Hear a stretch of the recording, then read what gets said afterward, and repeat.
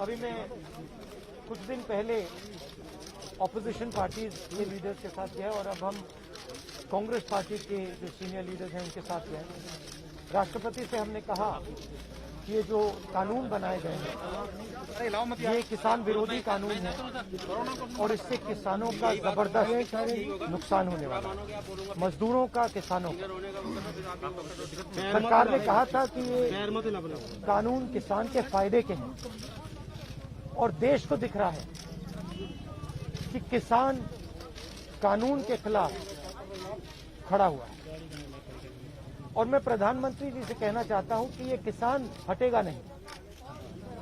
प्रधानमंत्री को ये नहीं सोचना चाहिए कि किसान और मजदूर घर चले जाएंगे, नहीं जाएंगे। जब तक ये कानून वापस नहीं लिया जाएगा, जॉइंट सेशन कीजिए और कानून को एकदम वापस लीजिए, क्योंकि किसान वापस नहीं जाने वाला है। और हम सब, विपक्ष की सब पार्टियां किसानों के साथ, मजदूरों के साथ खड़े हैं और खड़े रहेंगे। जिस प्रकार से ये कानून पास किया गया वो भी बिल्कुल गलत था। बिना डिबेट किए, बिना किसानों से चर्चा किए, बिना मजदूरों से पूछे ये कानून ऊपर से थोप दिए गए और इन कानूनों को हटाना ही पड़ेगा, विद्रॉ करना ही पड़ेगा। अच्छा गजेंद्र, समय सुन रहा है। हम 3 लोग राष्ट्रपति के पास गए हैं, बट हम करोड़ों सिग्नेचर्स लेके कैमरा नीचे करो भाई। हम किसान की आवाज राष्ट्रपति जी को तक ले गए। क्या कर रहा है? सर्दी का मौसम है और पूरा देश देख रहा है कि किसान दुख में है, दर्द में है और मर भी रहे हैं। प्रधानमंत्री को सुनना ही पड़ेगा। और मैं एडवांस में चीज बोल देता हूं। मैंने कोरोना के बारे में बोला था कि नुकसान होने जा रहा है। उस समय किसी ने नहीं बात सुनी और आज मैं फिर से बोल रहा हूं, किसान के सामने, मजदूर के सामने कोई भी शक्ति नहीं खड़ी हो सकती। अगर प्रधानमंत्री जी ने कानून वापस नहीं लिए, सिर्फ बीजेपी को नहीं, सिर्फ आरएसएस को नहीं, देश को नुकसान होने जा रहा है। बार-बार बीजेपी कहा जा रहा है कि जो किसान बैठे हैं, ये नक्सल हैं, खालिस्तान हैं, विपक्ष इन्हें बरगला रहा है। इस तरह के आरोप लग रहे हैं। देखिए, बीजेपी नरेंद्र मोदी जी का एक ही लक्ष्य है और वो किसान समझ गया है, मजदूर समझ गया है। लक्ष्य है कि उनके आसपास जो 2, 3, 4 बड़े क्रोनी कैपिटल्स हैं, उनके लिए पैसे बनाने का काम नरेंद्र मोदी जी करते हैं। जो भी नरेंद्र मोदी जी के खिलाफ खड़े होते हैं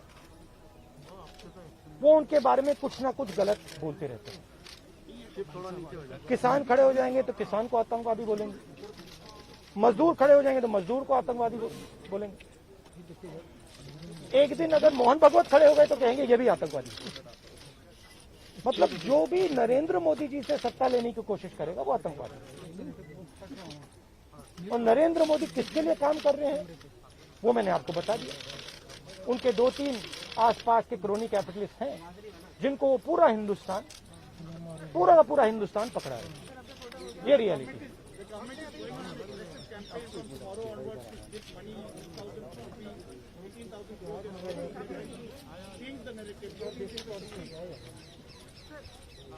Look, the point is, it's a very simple thing.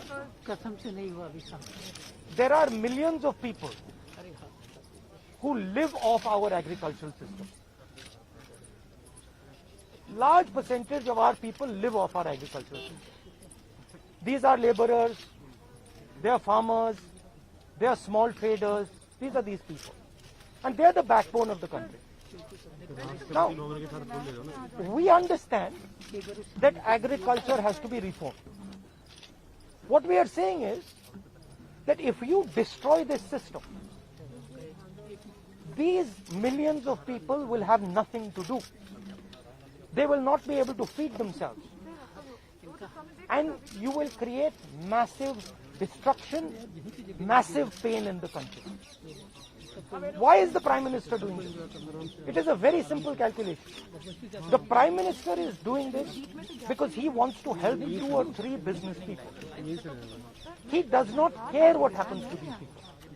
He will construct whatever narrative he has to construct to make sure that the wealth transfer that is taking place to 3 or 4 people continues. He will call people terrorists. He will call people anti-nationals. He will call people criminals. He will do whatever he has to do to transfer the wealth from these people, the backbone of this country, to those people. 3 or 4 of them, 5 of them. That's the crux. And we are fighting this. We are saying that in India, where you have destroyed the agricultural system, will not function. Just like I said, take Corona seriously.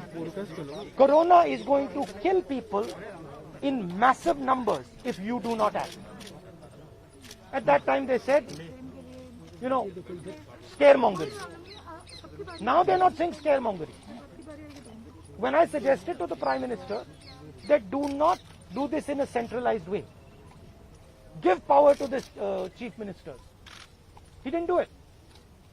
He caused thousands and thousands of people to die because he didn't do it. And then afterwards, after I said it in the press conference, he did it. So the point is, you have an incompetent man who is controlled by certain other people. This is what India has to understand. This is what all youngsters have to understand. You have an incompetent man who doesn't understand anything, running a system on the behalf of 3 or 4 other people who understand everything. And their aim is to take huge amounts of money from the poor people of India and put it in their pocket. And that is what we are fighting.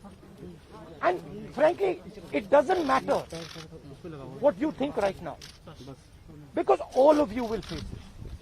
There's not going to be a single person in this country who's not going to face it. If you're a farmer, you will face it. You're a small businessman, you will face it. You're a journalist, you will face it. This is an assault on the idea of India. That is why we're standing here. That is why I've gone to the President. That is why we signed these forms. You posted a tweet about Wayanad yesterday about a family which was struggling while doing their farming. But there are several more instances like this. But the BJP said that this is just Punjab and farmers who are protesting here at the delegate. No other farmer in the country has a problem with that.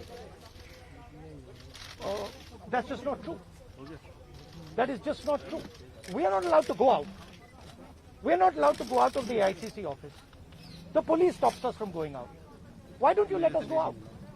Why don't you let me go and tour in the states? See what happens. Every single farmer of this country, every single labor of this country stand up. But आप police लगवाते हो, हाथरस जाते हो, arrest करते हो, तो AIC से हमारे MP को बाहर नहीं निकलने देते हो, और फिर कहते हो कि भैया मतलब सब कुछ ठीक है. और Prime Minister needs to realize that there is a limit to this. आपने थोड़ा सा करना है, आपने 2-3 लोगों की मदद करनी है, थोड़ा सा करना है, आप कर सकते हो. बट जिस प्रकार से नरेंद्र मोदी कर रहे हैं, मैं फिर से दोहरा रहा हूं, हिंदुस्तान के किसी भी युवा को रोजगार नहीं मिलेगा. सारे छोटे बिजनेस, सारे मिडिल साइज बिजनेस खत्म हो जाएंगे. और दूसरी बात याद रखिए, जिस चीज को आप सब भूल गए हैं, चाइना बॉर्डर पे बैठा है. चाइना ने हिंदुस्तान की हजारों किलोमीटर जमीन छीन ली है. प्रधानमंत्री उनके बारे में क्यों नहीं कहते? उसके बारे में चुप क्यों है? तो मेरा कहना है कि पूरा का पूरा कॉम्बिनेशन बन रहा है.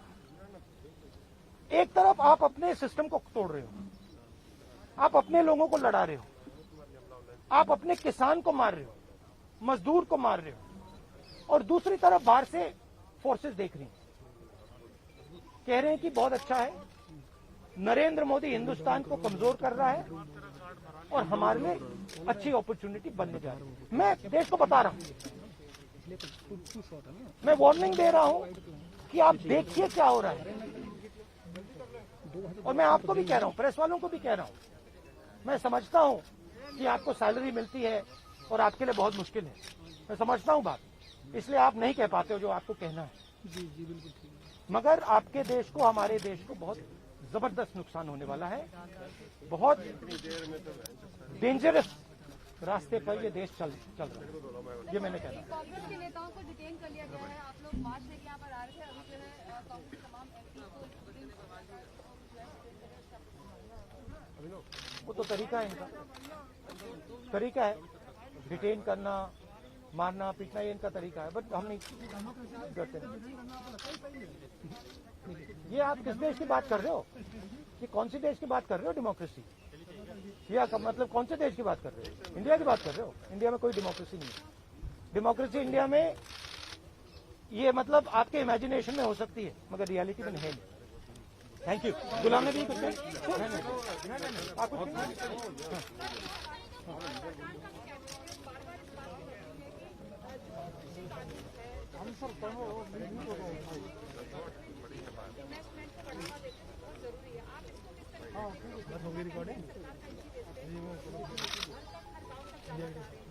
सवाल ये है इन्वेस्टमेंट कौन करेगा और इन्वेस्टमेंट का फायदा किसको मिलेगा? सवाल ये है। नहीं सुनिए, सवाल ये है कि हिंदुस्तान के एग्रीकल्चर सिस्टम में कौन इन्वेस्ट करेगा और कौन पैसा बनाएगा? हिंदुस्तान के एग्रीकल्चरल सिस्टम में आज तक किसान ने इन्वेस्टमेंट किया है, मजदूर ने इन्वेस्टमेंट किया है।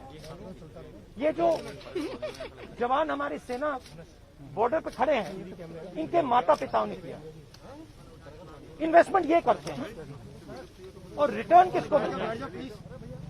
रिटर्न 2-3 उनके उद्योगपति मित्रों को मिलता है। ये पूरा देश जानता है, पूरा देश इस बात को समझता है कि इन्वेस्टमेंट हम करते हैं। बहुत दूर खड़ा है, लॉन्ग कर दूं?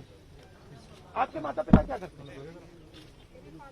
गुलाम नबी साहब बहुत दूर खड़े हैं। आप एग्रीकल्चर फार्मर थी, अब आप जर्नलिस्ट है ना, तो आप जानते हो कि आपके फादर ने इन्वेस्टमेंट किया या नहीं?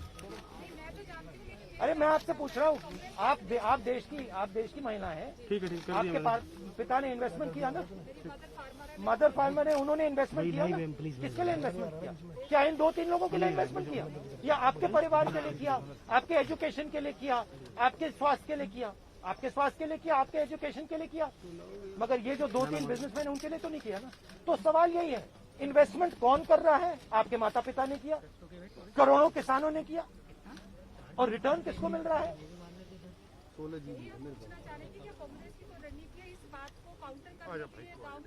काउंटर करने की जरूरत, काउंटर आप क्या बात कर रही है? काउंटर करने आप क्या बात कर रही है? काउंटर करने के मतलब आपको ये नहीं मालूम कि अरे भाई आपको क्या आप क्या हिंदुस्तान के किसान को बेवकूफ समझती हैं? तो फिर अगर आपको समझे तो उसको कैसे समझ नहीं है? अगर ये यहाँ पे लाखों लोग बैठे, हजारों लोग जो बैठे हैं दिल्ली के बाहर, क्या ये सुनिए, ये जो लाखों लोग आए, क्या ये मिठाई खाने आए? क्या इनको समझ नहीं क्या हो रहा है? इनको समझ नहीं क्या हो रहा है? इनको मालूम है, क्लियरली मालूम है, इनको मालूम है नरेंद्र मोदी चोरी कर रहा है, इनको मालूम है कि ये दिन भर इन्वेस्टमेंट करते हैं।